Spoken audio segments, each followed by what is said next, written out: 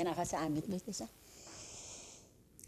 من نمیخوام برای شما بگم که من بیش از 35 سال مددکار اجتماعیم، تو حوزه آسیب‌های زنان و کودکان تجربیاتی دارم.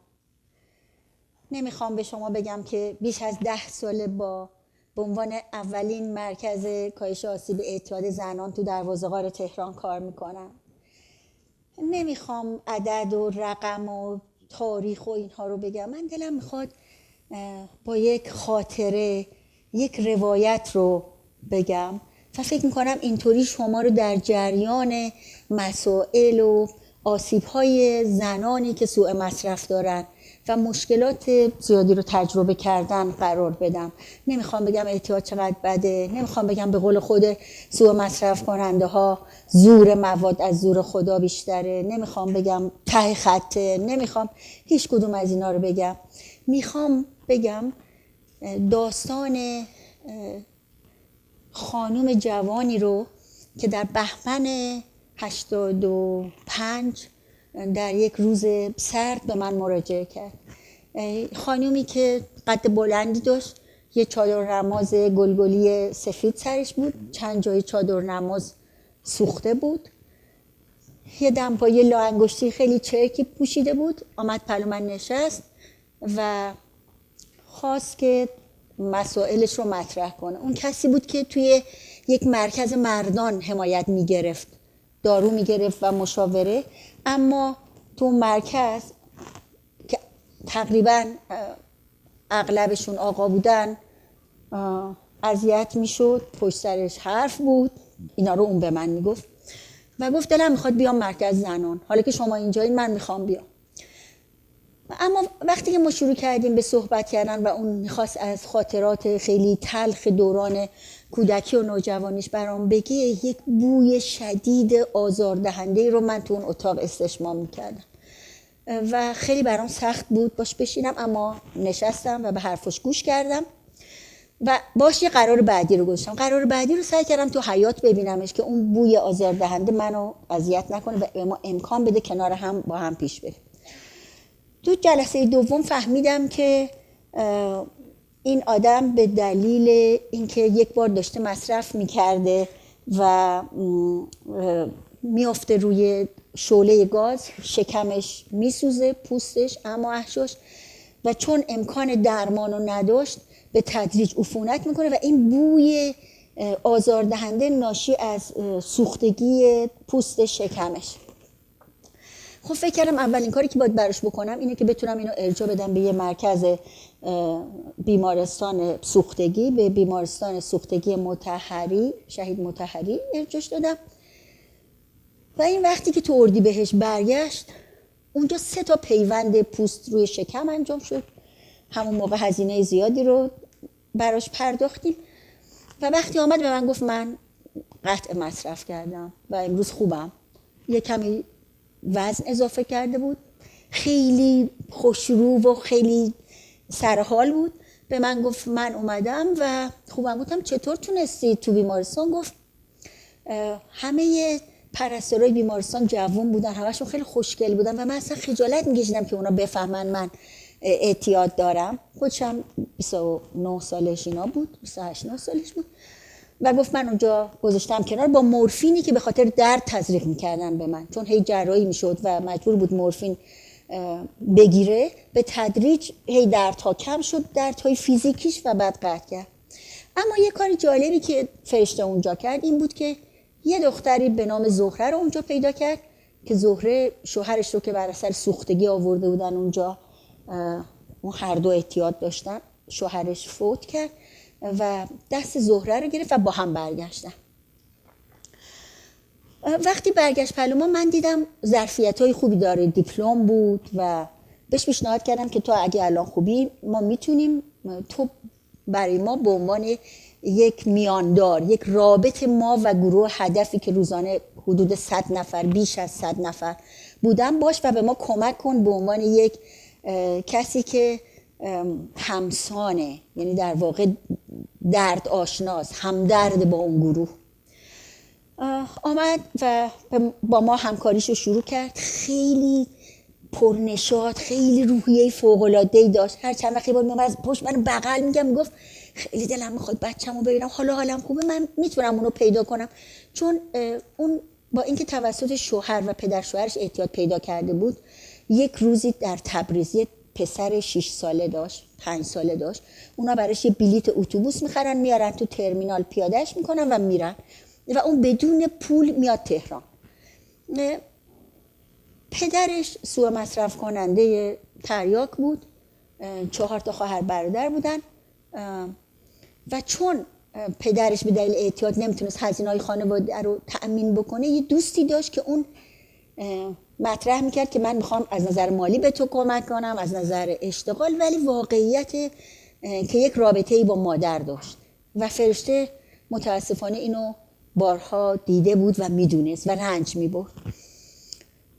به این دلیل به این خانواده کمک میکرد، در عین حال بود. بنابراین فرشته مشکلاتی رو در کودکی از نظر عاطفی و روانی تجربه کرده بود.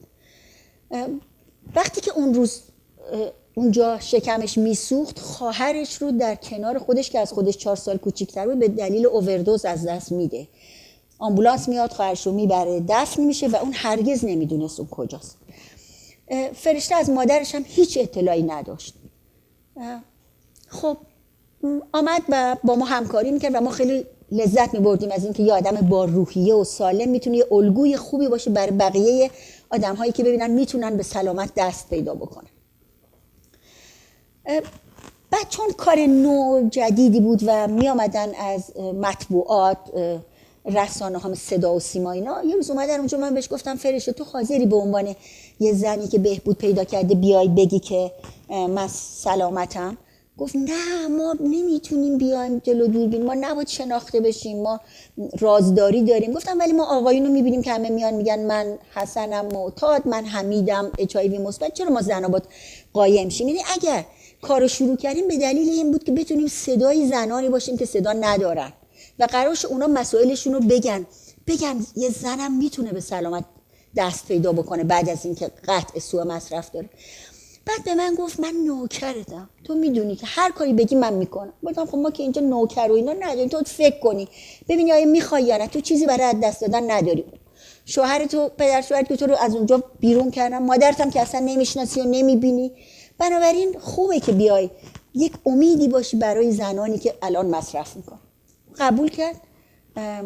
اون از خانواده‌اش هیچ خبری نداشت، فقط اینو میدونست که یه برادرش به دلیل اعتیاد خودشو حلق‌آویز کرد، یعنی 2 تا بچه از این خانواده از دست رفته بودن. فرشته بود که به سلامت رسیده بود. اما در واقع کسانی که قطع مصرف میکنن یه جوری رو تیغ دارن راه میرن، باید خیلی مراقب باشن، خیلی ابزاری داشته باشن برای اینکه بتونن مقابله کنن با وسوسه هاشون. همه ما که اینجا این وسوسه رو تجربه کردیم، وسوسه یه تیکه شیرینی نونخامه‌ای تو یخچالو که هر کاری کردیم عاقبت رفتیم خوردیمش تا تمام شد، خیالمون دیگه راحت شد. بهش گفتم که وقتی آمد تو تلویزیون و صحبت کرد، از فردای اون روز تلفنایی بود که به ما میشد که مادرش پیداش کرد. مادرش اینو دید و تمایل داشت ببینه. اون نمیدونست دخترش رو از دست داده، این اطلاعاتو نداشت و از فرشتم بیخبر. تو ملاقاتی که اینا با هم داشتن خیلی جذاب بود که مادر خوشحال شد. فرشته داشت نشون میداد که شرایط زندگی شرایط خوبی داره میشه، میتونه سلامتش رو پیدا کنه. آمدم به عنوان تقریبا نفرات اول معرفیش کردم به یک دانشگاه بهزیستی، یک دوره 1 ساله داره برای کسانی که قطع سوء مصرف دارن، به عنوان کسانی که مددیار اعتیاد میشن و میان و به گروه هدف و همدرداشون کمک میکنن. خیلی تلاش کردم تا اونا رو قانع کنم که فرشته یکی از کسایی باشه که باید این دوره رو بگذرونه، برای اینکه زنا هم نیاز دارن که همتاهاشون بهشون کمک بکنه و شرایطشون رو بهتر کنه. فرشته آمد و میگفت مخم میپیچه، تو چی به من میگفتم؟ من نمیدونم چی میشه، ولی تو باید بری بخونی، تو برای اینکه تواناییش داری این کارو بکنی. خلاص فرشته رفت این دوره رو بگذرونه، تو مرکز ما کار میکرد و بعد تلاش میکرد برای اینکه فرصت‌هایی رو ایجاد کنه برای بقیه. اما صحبت از اون وسوسه‌ای که من میکنم میتونه که زندگی یه آدم رو دوباره به خطر بندازه و اونو دچار مشکل بکنه. من طی این سال خیلی تجربیات خوشایند و ناخوشایندی داشتم، اما تجربه فرشته تجربه خاص بود، یونیک بود. پیدا کردن مادرش، تحصیلش، همه اینا خیلی انرژی میداد. یه روز جمعه به من من میدونستم یه رابطه عاطفی داره با یه کسی. خود کسان سوء مصرف کننده ها میگن که غول دوم میاد به سراغ ما بعد از ترک. غول دوم ازدیاد میل جنسیه و ازدیاد میل خوردن. یعنی اینا همیشه خیلی پرخوری شروع میشه و خیلی نیاز به ارتباط جنسی. به هر حال من میدونستم اون دوست داره برای من شب SMS داد که من میخوام حتما فردا شما رو ببینم و یه مشاوره ازت میخوام. منم براش نوشتم که آره منم خیلی خوشحال میشم که تو رو فردا ببینم. اما فردا به من خبر دادن فرشته مرد. یک بار، فقط یک بار مصرف مجدد شیشه باعث شد که در واقع رگ‌های مغزش خونریزی کنه و جونش رو از دست داد. یک کسی که میتونست خیلی خیلی بر بقیه مؤثر باشه.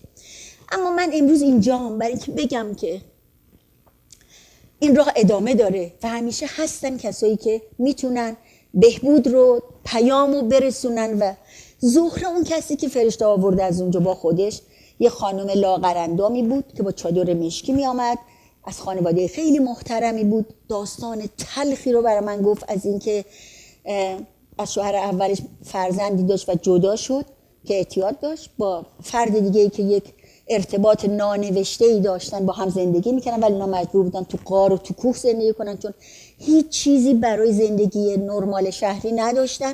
و این همیشه مجبور میشد زنانی که با شوهران معتاد زندگی می‌کنن مجبور میشن هزینه‌های مواد شوهرشون رو معمولا خانم‌ها داشته باشن. از کوه میاد پایین و میره که بر اون مواد بگیره و بره. یکی از این دفعاتی که میآمد باردار بود، مورد آزار فیزیکی و هجوم یه تعدادی مرد قرار گرفت، کتک خورد، آسیب دید و وقتی که فرار میکرد بیاد بچه‌شو سخت میکنه و چون خیلی زیاد برف بود و تو برف حرکت میکرد میگفت خون رو روی برفی که میدویدم میدیدم پشتم. اما خوشحال بود از اینکه مواد تو دستش. رفت و مواد مصرف کردن. بعد از یه مدتی به دلیل اینکه اونا خیلی چرت میزنن و اونجا هم سرد بود که آتیش روشن کردن، همسرش آتیش میگیره میمیره. تو بیمارستان مطهری که فرشته با اون آشنا میشه، زهره آمد دوره مددیاری اعتیاد گذروند. الان یکی از هم راهان و همکاران ماست. هر وقت منم بهش نیاز دارم بهش زنگ میزنم. اونم یه دوره‌ای با ما فعالیت کرد بسیار. الان ترک نیکوتین کرده و خیلی سلامت و روبرا جلسات رو اداره میکنه. و خیلی اوقات من حسم اینه که برای با این اتفاقی که افتاد یکی دیگه بود که اینو ادامه. یعنی همینا هست که میتونه به ما امید بده، به ما قدرت بده برای اینکه بمونیم. خیلی از من میپرسن که تو چطور میتونی این همه درد، این همه رنج و این همه تلخی رو با خودت داشته باشی؟ ولی من میگم که من راهی جز این ندارم، من کاری غیر از این بلد نیستم. من در این زندگیه برای من، یعنی زندگی غیر از این نیست. من در تمام سالهای کودکیم، نوجوانیم، به دلیل شغل پدرم که توی بانکی کار میکرد، ما مجبور بودیم از شهرهای مختلف باشیم. من همیشه نابرابری رو، بی‌عدالتی، فقر، اینا همیشه خیلی از نزدیک میدیدم و همیشه من آزار میداد. یعنی از خیلی کودکی میتونستم اینو تشخیص بدم. آگاهانه مددکاری اجتماعی رو انتخاب کردم برای اینکه فکر کردم میتونه خیلی عجیب غریب نمیبینم همه چیزو که فکر کنم خیلی کارای عجیب و متفاوتی میشه کرد. میگم اگر ما بتونیم هر کدوم از اینا رو براشون لحظات خوشی رو ایجاد کنیم، اگه بتونیم شرایط مناسبی ایجاد کنیم، اگه بتونیم 1 سانت آدم‌ها جابجا بشن و نسبت به خودشون نسبت به توانایی‌هاشون شناخت پیدا کنن، ما کار خودمون رو کردیم. بنابراین من با عشق و لذت فکر میکنم که باید باشم و باید این کار. به این معتقدم که خوشحالی و خوشبختی هر کدوم از ما در جمعی که اون حسو دارم معنی پیدا نمیشه. تو منطقه فقط ایران خیلی خوشبخت باشه، تو منطقه‌ای که جنگ، ناآرامی، درد، تو محله‌ای که همه فقیرن نمیشه یه خانواده اونجا خیلی احساس خوشبختی داشته باشه. بنابراین به خاطر خودم، به خاطر ما نسل آرمانی هستیم، به خاطر همه اینها هستم و سعی میکنم شرایط بهتری بکنم. مرسی.